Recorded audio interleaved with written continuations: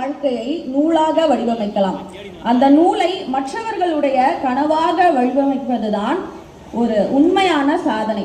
அந்த சாதனையை நிகழ்த்தி காட்டியவர் நிர்வாகத்தில் 12 ஆண்டுகளாக அனுபவம் கொண்டவர். சாதாரண தொடக்கத்தில் இருந்து கடுமையான முயற்சி மற்றும் தலைமைத்துவத்தின் மூலம் கலெக்டராக உயர்ந்தவர். அவரது அனுபவங்களை இளைஞர்களுக்கு வழிகாட்டியாக மாற்றியவர் மற்றும் இந்த நிகழ்ச்சியின் கதாநாயகர்.